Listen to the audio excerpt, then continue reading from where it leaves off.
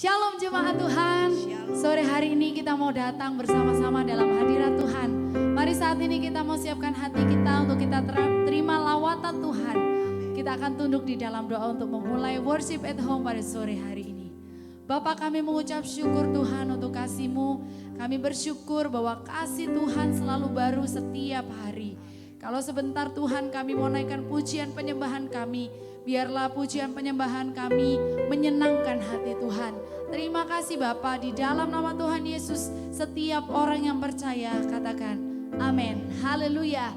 Kasih Allah tak berkesudahan selalu baru setiap hari.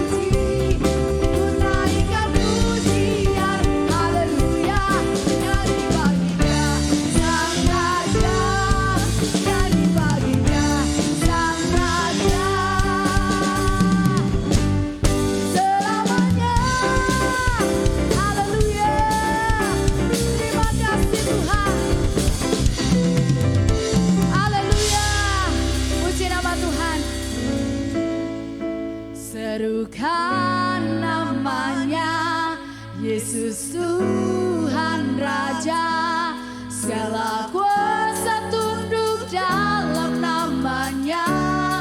Dia luar biasa, dia luar biasa, perkasa mulia. Nama di atas segala nama. Haleluya.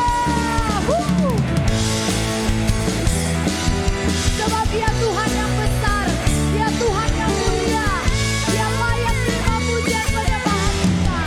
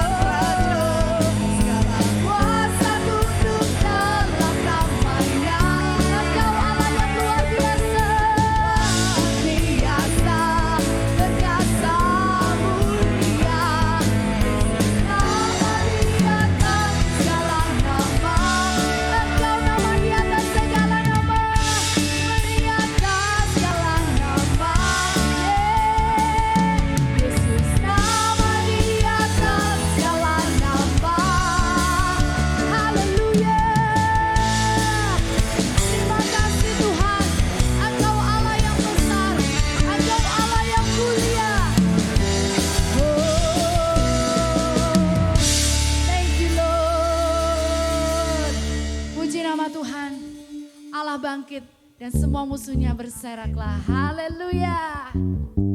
Serahkan kekuatanmu, kerahkan kekuatanmu Tuhan. Terima kasih Yesus. Oh, oh, oh. Oh, oh, oh. Oh, oh, oh.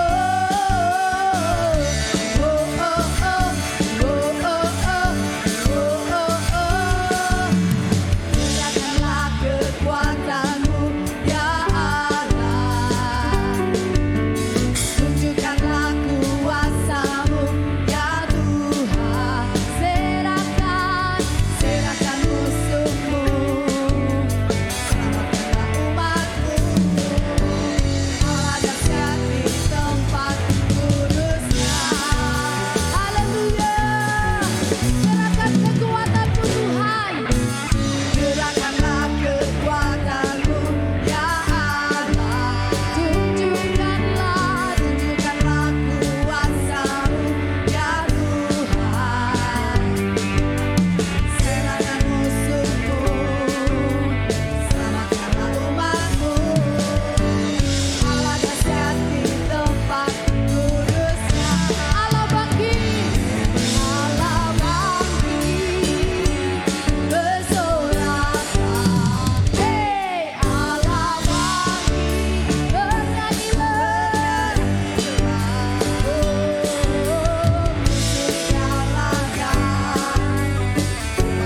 Bebaskan, Allah dahsyat di tempat kudus-Nya.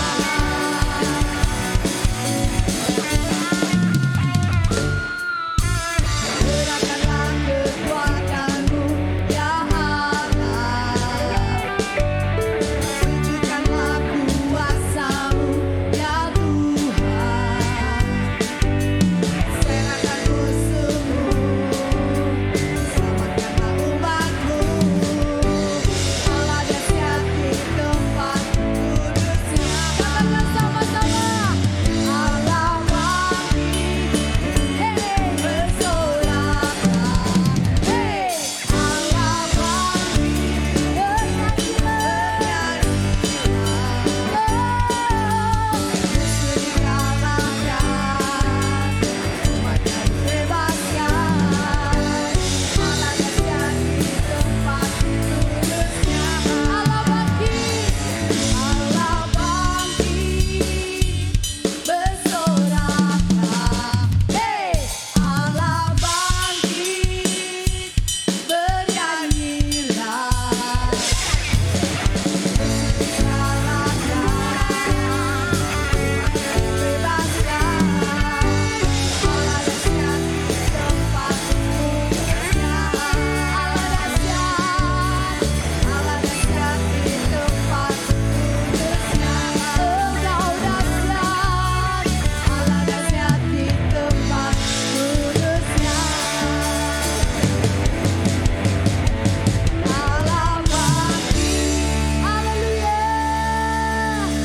Terima kasih Tuhan, terima kasih. Tuhan, sungguh kami rindu untuk masuk dalam hadirat-Mu lebih lagi Tuhan. Bawa kami lebih mendekat dalam hadirat-Mu. Temui setiap kami Tuhan. Puaskan setiap hati kami yang rindu. Lawat setiap kami Tuhan. Terima kasih Yesus.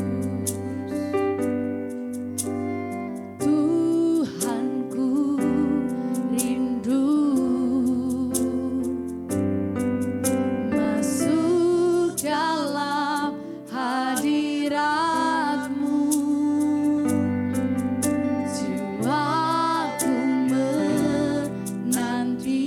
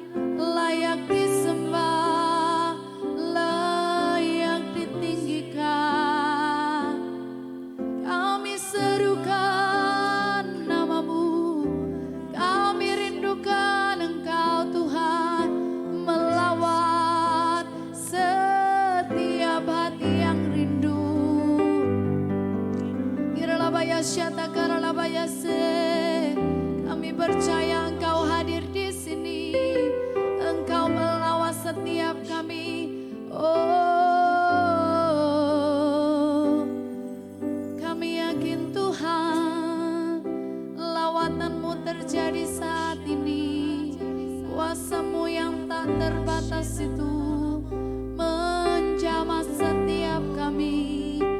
Ku yakin Kau hadir di sini. Ku rasakan kuasa yang tak terbatas. Ku yakin Kau nyata di sini. Kemenangan terjadi di sini. Sama-sama katakan ku yakin. Ku yakin Kau hadir di sini. Oh, ku rasakan kuasa yang tak terbatas. Ku yakin Kau nyata di sini. Kemenangan terjadi di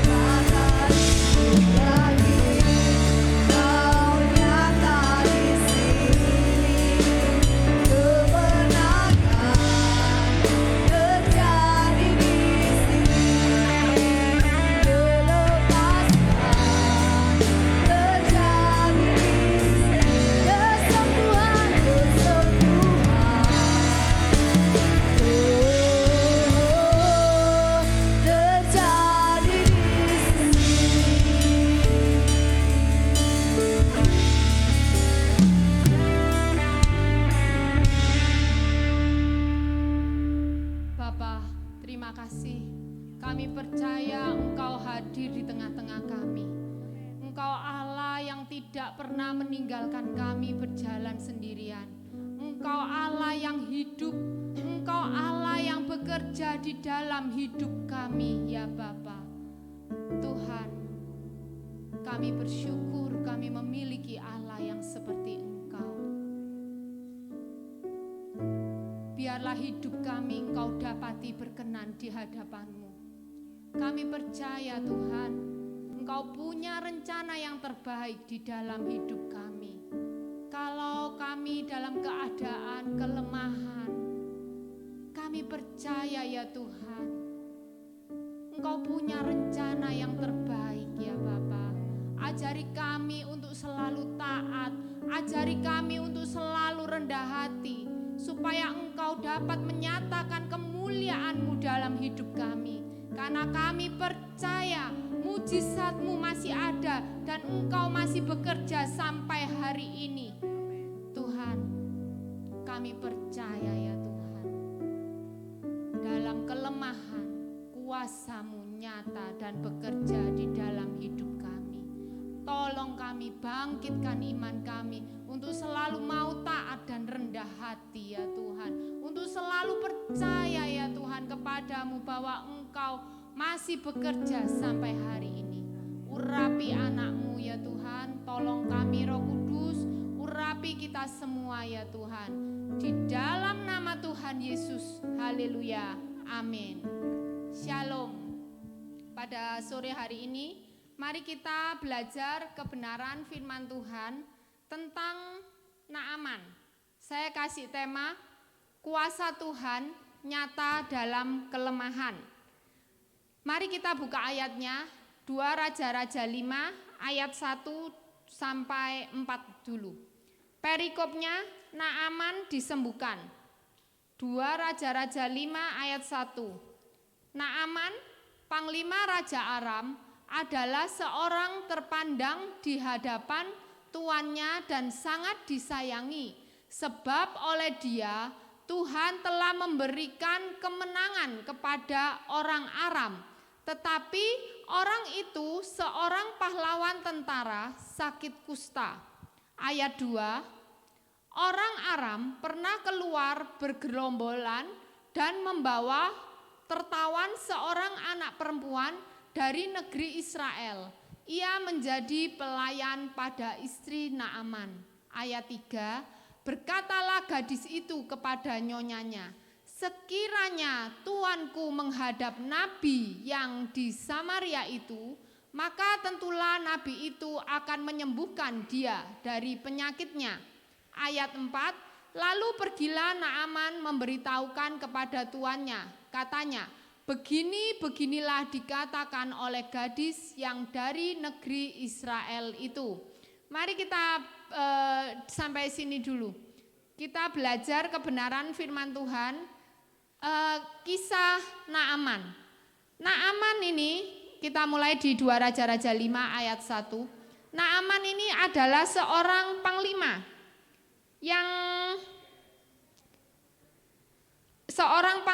yang sangat disegani karena dia berhasil mengalahkan dalam peperangan. Dia seorang yang sangat disegani. Tetapi Naaman ini punya kelemahan. Tadi disebutkan di 2 Raja-Raja 5 ayat 1. Naaman ini punya kelemahan. Naaman ini sakit kusta. Di sini kita bisa melihat kelemahan. Orang punya kelemahan. Setiap orang bisa mengalami kelemahan. Tidak peduli orang itu jabatannya seperti apa, statusnya apa. Kita semua bisa mengalami kelemahan itu. Seperti Naaman. Naaman adalah panglima yang terpandang. Tetapi Naaman mengalami kelemahan, yaitu sakit kusta. Mari kita lanjutkan di ayat 2. Di ayat 2 disebutkan bahwa Naaman ini orang Aram pernah keluar bergerombolan dan membawa tertawan seorang anak perempuan dari negeri Israel. Ia menjadi pelayan pada istri Naaman. Lah, Naaman ini punya tawanan seorang anak perempuan dari negeri Israel. Dan anak perempuan ini menjadi pelayan di rumah istri, menjadi pelayan pada istri Naaman. Mari kita lanjutkan di ayat 3. Berkatalah gadis itu kepada nyonyanya, sekiranya tuanku menghadap nabi yang di Samaria itu, maka tentulah nabi itu akan menyembuhkan dia dari penyakitnya. Luar biasa. Naaman sakit kusta dan Naaman ini punya pelayan di rumahnya yang dulu menjadi tawanan. Punya pelayan pelayan ini memberitahukan kepada Naaman bahwa ada nabi di Samaria yang di Samaria itu sanggup menyembuhkan Naaman dari penyakitnya. Di sini mari kita bayangkan, Naaman sedang sakit kusta yang belum ketemu obatnya. Kalau orang yang sedang sakit itu biasanya dia itu kalau ada orang yang memberitahu, di situ kamu bisa menyembuhkan. Di situ ada orang yang bisa menyembuhkan. Naaman pasti akan kepingin datang ke sana. Karena Naaman punya tujuan, punya keinginan untuk sembuh. Amin.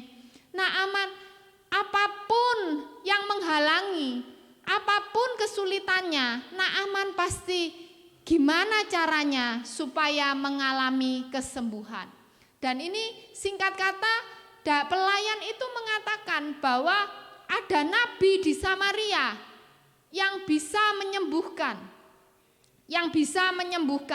Ini Tuhan bisa memakai pelayan itu, pelayannya Naaman untuk memberitakan kebenaran firman, kebenaran untuk memberitakan kabar Injil kepada Naaman.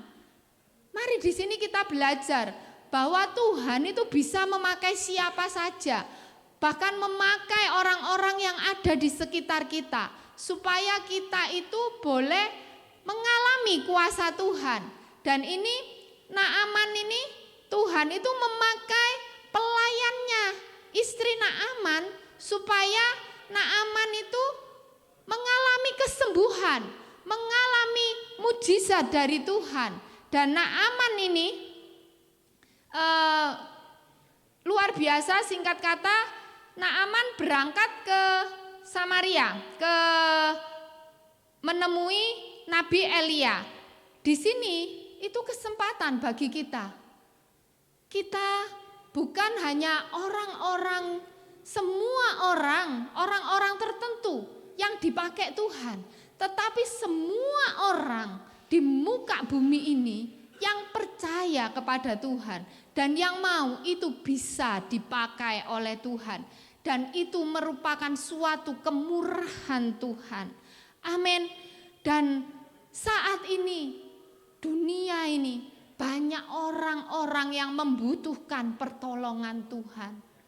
Ini saatnya bagi kita supaya kita mau memberitakan tentang Tuhan.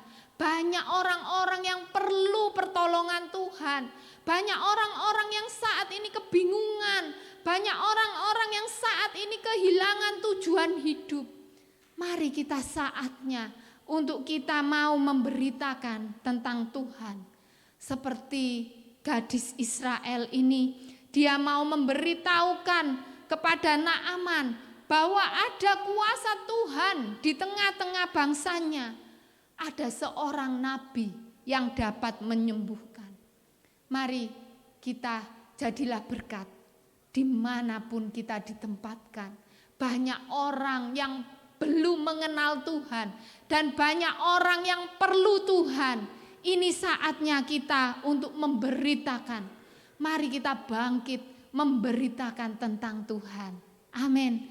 Mari kita lanjutkan di 2 Raja-Raja 5 ayat 5 sampai 10. 2 Raja-Raja 5 ayat 5. Maka jawab Raja Aram, "Baik, pergilah, dan aku akan mengirim surat kepada Raja Israel." Lalu pergilah Naaman dan membawa sebagai persembahan 10 talenta perak dan 6.000 sikal emas dan 10 potong pakaian. Ayat 6, ia menyampaikan surat itu kepada Raja Israel yang berbunyi, "Sesampainya surat ini kepadamu, maklumlah kiranya bahwa aku menyuruh kepadamu Naaman pegawaiku supaya engkau menyembuhkan dia dari penyakit kustanya." Ayat 7, segera sesudah Raja Israel membaca surat itu, dikoyakkannya lah pakaiannya serta berkata, "Allahkah aku ini yang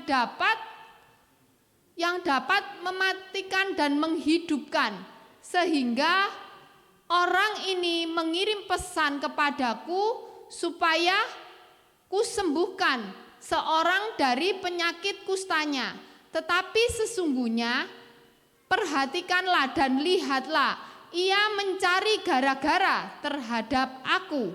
Ayat 8, segera sesudah didengar Elisa abdi Allah itu bahwa Raja Israel mengoyakkan pakaiannya, dikirimkannya lah pesan kepada raja, bunyinya, "Mengapa engkau mengoyakkan pakaianmu? biarlah ia datang kepadaku, supaya ia tahu bahwa ada seorang nabi di Israel. Ayat 9, kemudian datanglah Naaman dengan kudanya dan keretanya, lalu berhenti di depan pintu rumah Elisa. Sampai sini dulu. Mari kita belajar dulu di kitab 2 Raja-Raja 5 ayat 5. 2 Raja-Raja 5 ayat 5. Di sini dikatakan bahwa singkat kata Naaman ini datang menemui, membawa surat. Naaman membawa, ayat 6, membawa surat kepada Raja Israel.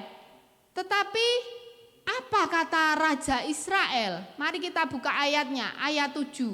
Segera sesudah Raja Israel membaca surat itu, dikoyakkannyalah lah pakaiannya serta berkata, Allahkah aku ini yang dapat mematikan dan menghidupkan, sehingga orang ini mengirim pesan kepadaku. Sampai sini dulu. Di sini Raja Israel sendiri tidak tahu bahwa ada seorang nabi di bangsanya itu yang dapat menyatakan Tuhan bekerja di dalam bangsanya itu. Ada kuasa Tuhan yang bekerja di tengah-tengah bangsanya itu. Nah, Raja Israel tidak menyadari itu ada kekuatan di bangsanya itu. Karena di sini mari kita belajar bahwa Raja Israel sendiri itu tidak menyadari ada nabi Elia yang sanggup untuk menyatakan kuasa Tuhan. Raja Israel tidak menyadari itu. Karena Raja Israel ini sudah terbiasa dengan keberadaan nabi-nabi itu. Sama seperti kita, sebagai orang yang percaya, kita ini punya yang dunia tidak punya. Kita ini punya Allah yang hidup di tengah kita, Allah yang nyata, Allah yang bekerja lewat hidup kita. Kadang kita tidak menyadari itu, bahwa Tuhan selalu menyertai kita. Amin. Kadang kita itu selalu menganggap enteng ada penyertaan Tuhan di dalam hidup kita. Tuhan melakukan pekerjaan yang ajaib di dalam hidup kita. Kita selalu menganggap itu suatu biasa-biasa saja. Contoh, mungkin ketika kita mengendarai mobil, tiba-tiba kita mau memberhentikan mobil ke samping, tetapi tidak tahunya itu bannya itu mengalami kena paku, bocor atau apa. Saya percaya itu karena penyertaan Tuhan. Ada Tuhan yang menyertai hidup kita. Seandainya kalau kita tidak menghentikan mobil, mungkin kita akan mengalami bahaya. Tetapi kadang seringkali kita anak-anaknya, kita tidak menghargai itu. Kita tidak menyadari bahwa ada kuasa Tuhan yang bekerja di dalam hidup kita. Seringkali kita menganggap itu biasa-biasa saja. Seringkali kita menganggap, oh itu suatu hal yang biasa. Contoh, Tuhan selalu peduli kepada setiap anak-anaknya. Dan di awal dikatakan bahwa Tuhan kita itu adalah Tuhan yang hidup. Tuhan kita itu adalah Tuhan selalu bekerja di dalam hidup kita. Tidak peduli itu perkara yang kecil, perkara apapun, Tuhan selalu bekerja bagi setiap anak-anaknya. Bahkan untuk hal yang kecil pun Tuhan bekerja untuk setiap anak-anaknya. Contoh, kadang kita kepingin sesuatu, kita merindukan sesuatu, makanan, hal yang kecil. Tetapi Tuhan punya cara, Tuhan tiba-tiba mengirimkan orang-orang datang kepada kita, mengirimkan makanan yang kita inginkan. Kadang kita seringkali merasa, oh itu suatu kebetulan, oh itu ketepaan aja. Tetapi percayalah, Seringkali kita menganggap enteng, tetapi percayalah, itu adalah kuasa Tuhan yang bekerja di dalam hidup kita. Amin. Mari kita terus mengalami kuasa Tuhan yang bekerja di dalam hidup kita. Kita kadang menganggap itu suatu biasa-biasa saja. Seperti Nabi Raja Israel menganggap itu biasa-biasa saja. Oh, nabiku biasa-biasa saja. Dia tidak menyadari ada kekuatan di bangsanya. Ada nabi yang sanggup untuk menyatakan kuasa Tuhan. Amin. Mari kita terus untuk semakin melekat kepada Tuhan. Bagi orang yang tidak pernah orang melihat kita ini bersyukur disertai Tuhan. Tetapi bagi orang yang tidak mengalami penyertaan Tuhan, itu adalah suatu yang luar biasa. Seperti Naaman ini, dia kepingin sembuh, dia datang menemui Nabi Elia itu. Karena Naaman ini kepingin sembuh. Amin. Itu suatu hal yang luar biasa. Diberitakan ada nabi yang sanggup untuk menyatakan kuasa Tuhan yang bekerja. Amin. Mari kita belajar untuk bersyukur bahwa Tuhan itu selalu ada bagi kita. Dan kita bersyukur kita ada, Tuhan menyertai kita. Itu adalah suatu kemurahan Tuhan di dalam hidup kita. Amin. Mari kita lanjutkan di kitab 2 Raja-Raja 5 ayat 10. 2 Raja-Raja 5 ayat 10. Elia menyuruh seorang suruhan kepadanya mengatakan, pergilah mandi 7 kali dalam sungai Yordan, maka tubuhmu akan pulih kembali sehingga engkau menjadi tahir. Singkat kata, Naaman ini datang menemui Nabi Elia karena Naaman ini rindu kepingin sembuh. Seperti tadi ada utusan dari pelayan itu bilang bahwa ada nabi yang sanggup menyembuhkan. Naaman rindu kepingin sembuh.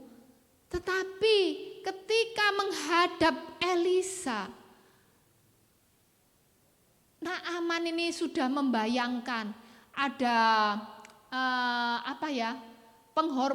penghormatan, ada sambutan atau yang luar biasa, disediakan hidangan. Tetapi apa yang dihadapi Naaman? Naaman ini bahkan tidak ditemui dengan Nabi Elisa. Nabi Elisa tidak menemui Naaman. Elisa dikatakan di situ, Elisa menyuruh seorang suruhan kepadanya.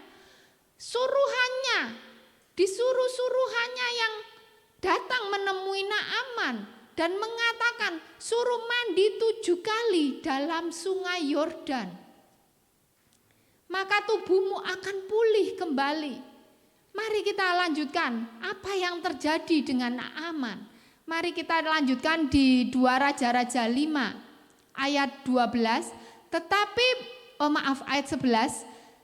Tetapi pergilah Naaman dengan gusar sambil berkata, aku sangka bahwa setidak-setidaknya ia datang keluar dan berdiri memanggil nama Tuhan Allahnya, lalu menggerak-gerakkan tangannya di atas tempat penyakit itu, dan dengan demikian menyembuhkan penyakit kustaku. Ayat 12, bukankah Abana dan Parpar, sungai-sungai Damsik, lebih baik dari segala sungai di Israel? Bukankah aku dapat mandi di sana dan menjadi tahir? Kemudian berpalinglah ia dan pergi dengan panas hati. Apa yang sampai sini dulu? Apa yang terjadi dengan Naaman? Naaman hatinya panas, hatinya gusar. Naaman mengatakan, dipikirnya ada sambutan atau mungkin dia menumpangi di sakitku supaya sakitku ini hilang. Tetapi Naaman disuruh menceburkan di sungai Yordan 7 kali. Dan sungai Yordan itu sangat keruh sekali. Di situ disebutkan, kenapa kok di sungai Yordan? Bukankah Abana dan Parpar? Kenapa kok tidak di Abana dan Parpar? Sungai-sungai Damsik yang lebih baik, lebih bersih mungkin dari sungai-sungai, dari segala sungai di Israel. Kenapa saya kok harus Naaman harus menceburkan di sungai Yordan? Naaman gusar, Naaman panas hati, tetapi luar biasa. Mari kita lanjutkan apa yang dilakukan oleh bawahan-bawahan Naaman. Ayat 13. Tetapi pegawai-pegawainya datang mendekat serta berkata kepadanya, Bapak, seandainya nabi itu menyuruh perkara yang sukar kepadamu, bukankah Bapak akan melakukannya? Apalagi sekarang ia hanya berkata kepadamu, mandilah dan engkau akan menjadi tahir. Luar biasa, sampai sini dulu. Kadang kita ini dalam kelemahan, kita merasa kecewa, kita merasa sedih, kita merasa bingung dengan keadaan kita karena dalam kelemahan. Tetapi percayalah, Tuhan tidak pernah membiarkan kita sendirian. Amin. Tuhan mengirimkan orang-orang di sekitar kita untuk membuat kita ini bangkit kembali. Supaya kita mau tetap taat kepada tuntunan Tuhan. Supaya percayalah, di dalam kelemahan ada kuasa Tuhan yang bekerja. Amin. Dan ini Naaman mengalami gusar, Naaman mengalami panas hati. Tetapi Tuhan kirimkan pegawai-pegawainya supaya pegawai-pegawainya datang mendekat dan berkata, Bapak, taatilah apa kata Nabi Elia. Tuhan mengirimkan pegawai-pegawainya. Singkat kata, mari kita buka ayatnya di selanjutnya ayat 14. Maka turunlah ia membenamkan dirinya 7 kali dalam sungai Yordan sesuai dengan perkataan abdi Allah itu. Lalu pulihlah tubuhnya kembali seperti tubuh seorang anak dan ia menjadi taat, menjadi tahir. Amin. Singkat kata, berkat dorongan dari pegawai-pegawainya, Naaman mau taat. Naaman mau turun membenamkan dirinya 7 kali dalam sungai Yordan. Selain mau taat, Naaman mau rendah hati. Tidak mudah, saudara, harus membenamkan tubuhnya. Naaman adalah seorang panglima yang terpandang. Tidak mudah mau membenamkan di sungai Yordan yang kotor. Tetapi Naaman mau melakukan itu. Tetapi apa yang terjadi dengan Naaman ketika Naaman mau taat dan Naaman mau rendah hati? Naaman mengalami kesembuhan seperti dikatakan. Lalu pulihlah tubuhnya kembali seperti tubuh seorang anak dan ia menjadi tahir. Naaman mengalami kesembuhan dari Tuhan. Kesembuhannya itu ajaib. Di sini kita lihat bukan sungai Yordan itu yang sanggup menyembuhkan Naaman, tetapi Tuhan bekerja. Tuhan yang menyembuhkan dan Tuhan sanggup menyembuhkan dengan caranya yang ajaib. Ketika Naaman mengalami sakit kusta dalam kelemahan, betul-betul kelemahan, tetapi disitulah ketika kita dalam kelemahan, betul-betul kuasa Tuhan dinyatakan di dalam hidup kita. Amin. Mari kita buka ayatnya 2 Korintus 12 ayat 9. 2 Korintus 12 ayat 9. aku harus bermegah sekalipun memang hal itu tidak ada faedahnya. Namun demikian, aku hendak memberitakan penglihatan-penglihatan dan pernyataan 2 Korintus 12 ayat 9.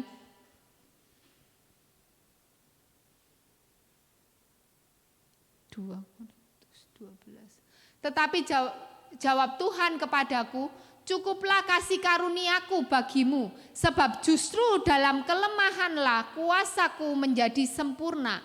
Sebab itu terlebih suka aku bermegah atas kelemahanku, supaya kuasa Kristus turun menaungi aku. Amin. Rasul Paulus sadar bahwa dalam kelemahan kuasa Tuhan menjadi sempurna. Amin. Kelemahan kita menjadi titik Tuhan menyatakan kuasanya. Kelemahan Tuhan izinkan di dalam hidup kita. Tuhan mengizinkan kelemahan di dalam hidup kita. Entah apapun itu, Tuhan izinkan itu supaya kita betul-betul bersandar kepada Tuhan. Kita betul-betul mengandalkan Tuhan. Kita betul-betul cari Tuhan dan kita sadar betul bahwa kita ini tidak bisa hidup tanpa Tuhan. Selain itu, Tuhan izinkan ada kelemahan supaya kita boleh mengalami kuasa Tuhan yang bekerja di dalam hidup kita. Amin. Caranya luar biasa. Tuhan bekerja. Naaman sembuh dengan menceburkan 7 kali di sungai Yordan. Naaman mengalami kesembuhan. Tuhan bekerja dengan caranya yang ajaib dan tak terselami. Mari kita buka ayatnya Efesus 3 ayat 20. Efesus 3 ayat 20. Bagi dialah yang dapat melakukan jauh lebih banyak daripada yang kita doakan dan kita pikirkan. Amin. Kita tidak bisa. Bagi dialah yang dapat melakukan jauh lebih banyak daripada yang kita doakan atau pikirkan. Seperti yang ternyata dari kuasa yang bekerja di dalam kita. Amin. Kita tidak bisa mengerti caranya Tuhan. Mungkin Naaman sembuh mengalami mujizatnya, harus menceburkan 7 kali di sungai Yordan. Tetapi yang lainnya, Tuhan itu bekerja dengan caranya yang ajaib dan tak terselami caranya. Bagian kita mau taat dan rendah hati. Amin. Tetapi kita harus percaya bahwa mujizat Tuhan itu terus bekerja sampai hari ini bagi orang yang percaya kepadanya. Amin. Kalau Tuhan izinkan kita mengalami kelemahan dalam hidup kita, mari kita minta kepada Tuhan. Tolong Tuhan supaya bangkitkan iman kita, supaya kami mau taat dan rendah hati, supaya kami boleh mengalami kemuliaan dan keajaiban Tuhan dalam hidup kita. Amin. Tuhan Yesus memberkati. Mari kita berdoa. Bapa, terima kasih Tuhan.